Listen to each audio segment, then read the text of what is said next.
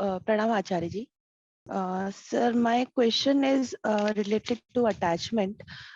Sir, I find myself sometime dwelling on to dearment or attachment towards people, like important people in my life, and then there's a constant war inside me with my emotion and logic. So my logic says that no, this is not the way you should function, and then I sometimes even I mean, if I'm watching a video, your video, if I'm reading, I am not able to focus and I'm not able to, grasp what it is trying to say.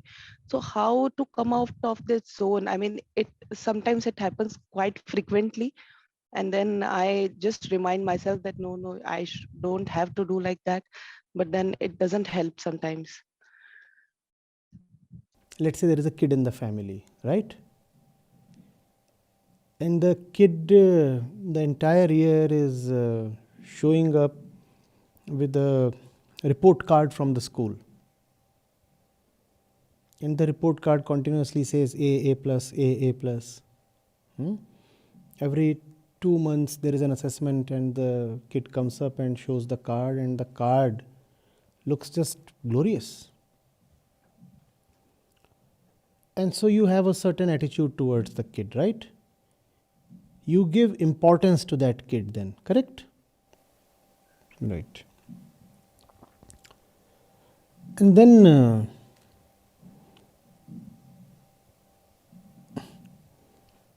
when the final exams are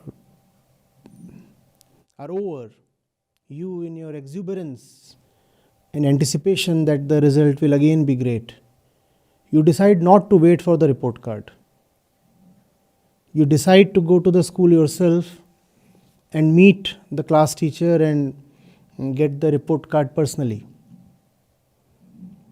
And you go to the school and you meet the class teacher and you say, well, I am, let's name the kid. Let's name the kid something. The kid's name is, why don't I get random names? All randomness is gone, Geeta is in front of you. So. Name the kid?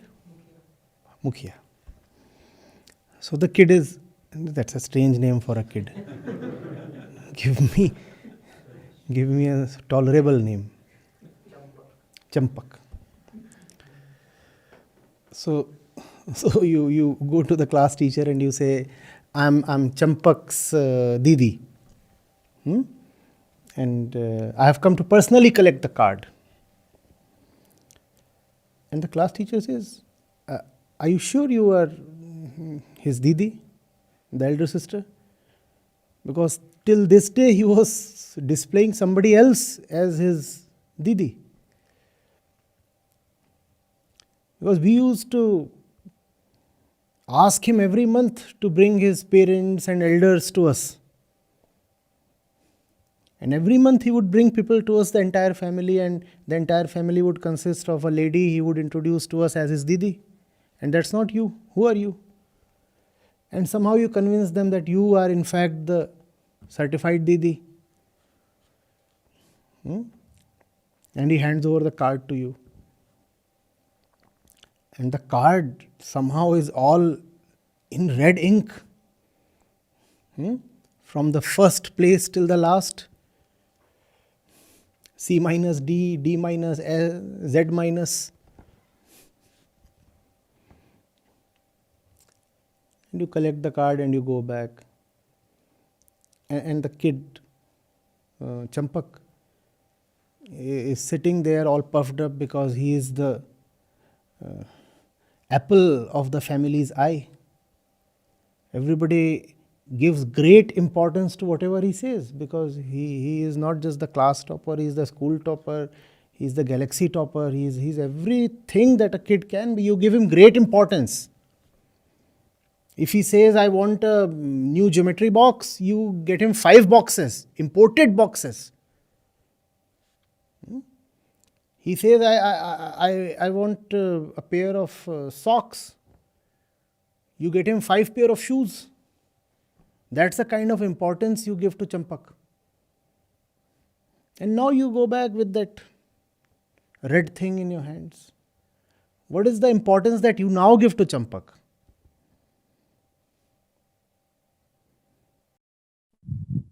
Very less importance. Now, there was a wise woman in the neighborhood who was cautioning you since an entire year. You know, saying, this Champak fellow is no good. You drill some sense into him. All the time he is chasing all the kids around, especially girls, and still your family just patronizes him all the time. And were you listening to the aunt from the neighborhood? No, right? Even if the lady would give logic, your emotions would quarrel with her logic, correct? Even if she would present some proof, still your emotions for Champak will not accept the proof, correct? Because you were according a certain importance to Champak based on your assessment of his reality. And your assessment was based on the proof he was furnishing you. And he very well knew that your assessment of who Champak is depends on the proof that he himself furnishes you. So is the problem about the clash between emotion and logic? Or is the problem about the very fundamentals of assessment of importance? Fundamentals. We do not know who to accord importance to, correct?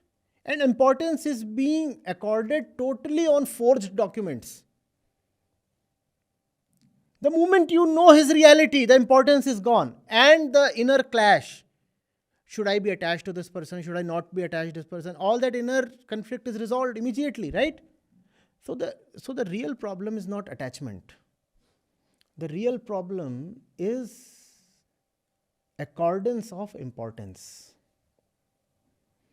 If you can know what is infinitely important, I say please be attached to that. Attachment is not a problem. The problem is being attached to something totally unworthy. And worth is something that has to be assessed through facts.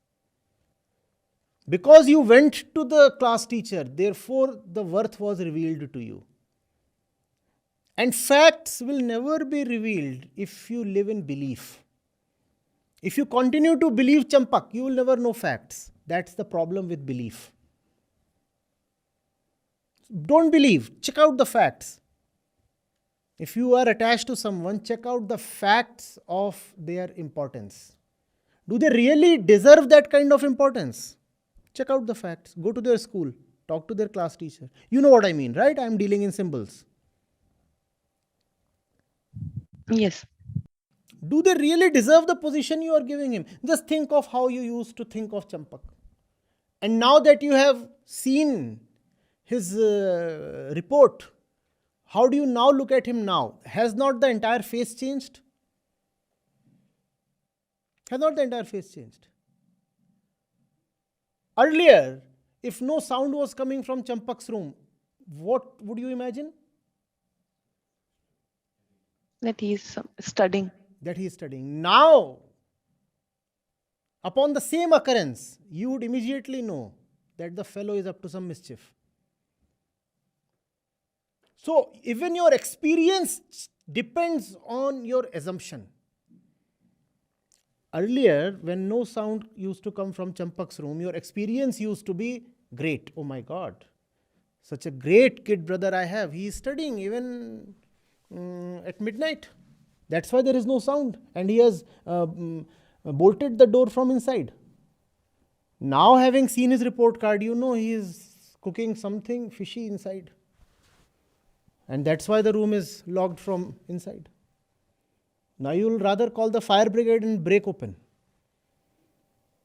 You know, having known now what kind of a disease you are, I just cannot trust you. That's what.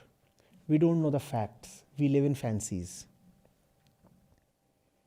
In relationship, that's a major problem. Once you are related to someone, you totally lose sight of their reality. And losing sight reminds me of Dhritarashtra. What to do? His blindness is not just symbolic. Being attached to Duryodhan, he totally lost sight of the facts of Duryodhan. Totally.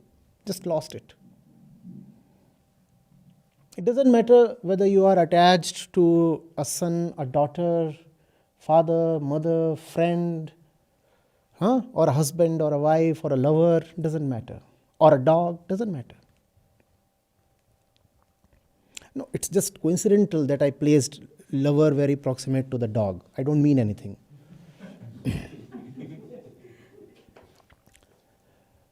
I mean, people will unnecessarily accuse me of verbal insinuation. Things can happen randomly, can't they? So, just excuse me. We totally lose sight of the kind of person the chap is. What exists is the relationship. The person disappears from the inner radar. We just never evaluate what kind of persons are we related to. We simply say, oh, but he's my father. Hello, that's okay. We acknowledge that. But can we evaluate the person he is objectively? Have you tried to look at his business transactions? Have you tried to talk to his colleagues? Have you tried to assess who he really is? Or the mother or the wife or anybody? Attachment is not a problem. Attachment involves one thing at least that is quite great, which is proximity. If you are attached to, let's say, the author of the Gita, what can be more auspicious than that? What can be more auspicious than that? You get attached to him, he will dissolve the attachment. That's okay. You are getting attached just to the right person. You get attached, he dissolves the attachment. Cool. But we get attached specifically to people who will only strengthen the attachment. And that's one of the very important proofs of the person being unworthy. It's worth that is important. Assess the importance. And if you have been wise enough, discreet enough, or simply lucky enough to have the right person in your life, then continue to remain attached. But assess them, and assess them well, objectively, with truth at your core. You don't want to fight with the class teacher, right? You don't want to tell them, you have been lying. Champak has been a topper throughout. Well, the class teacher is the class teacher. If the class teacher says that Champak is the outstanding rascal of the class, then you better trust the class teacher rather than Champak.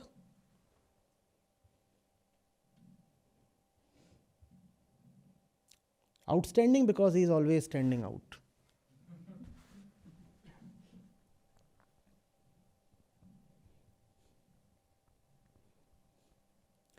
Getting it? Yes, sir. People often complain, that fellow changed after 4 years of relationship. No, but he didn't change. He or she just revealed himself. He didn't even reveal himself. Your eyes opened a little after 4 years. The urge to be in a relationship often is so strong that we refuse to look at the reality. Something within us knows very well that if you come upon the fact, then the relationship will become impossible. So you want to keep the fact at bay. Keep the fact aside if the relationship is to continue. I often ask people, don't you know very well of the issues that you must not raise in your relationship? Don't you know very well of the questions you must not ask your partner? If you know of these things, then you very well know that your relationship is founded on something very weak. We all very well know of the questions that would immediately spoil the relationship. We all very well know of the issues we must never discuss with our family or spouse or somebody. You raise those issues, and magically that is called relationship management in today's time. They say if you want to manage your relationship, first of all, you must know the things you should not discuss. Influencers, you see, Instagram.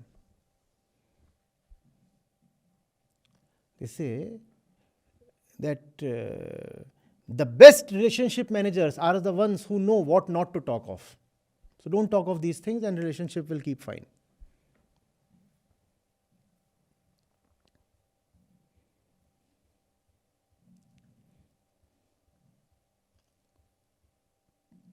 So assess the importance. Assess the importance. Ask, if the truth is important, does this person bring truth to my life? How is he important? Right? That's what the Gita teaches you. That's what self-knowledge is about. Truth is important, correct? Getting rid of bondages is important. Liberation is important. Is this person bringing liberation to me? Is he bringing light to me? Is he bringing fearlessness to me? He, she, whatever. Because these are the things that are important.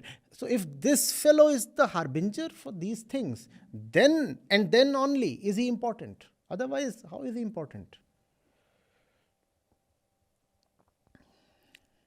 Flesh is not important. You know the destiny of flesh. I'm not talking of the ash it turns into. There are apps on Play Store.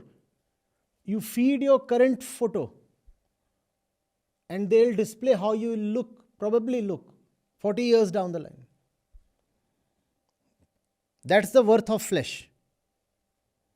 So if somebody is bringing only flesh to your life, he is simply like a mutton seller. Even the mutton seller can provide you with some flesh. Is this fellow bringing consciousness into your life? That is what will decide his or her importance. So do not just say, if somebody is important, I get attached. My question will be, how did that fellow first of all manage to become important? Important how? Ho kaise gaya? How? Randomly.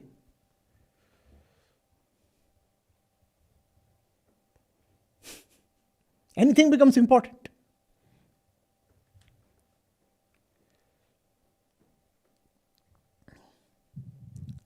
Thank you, sir.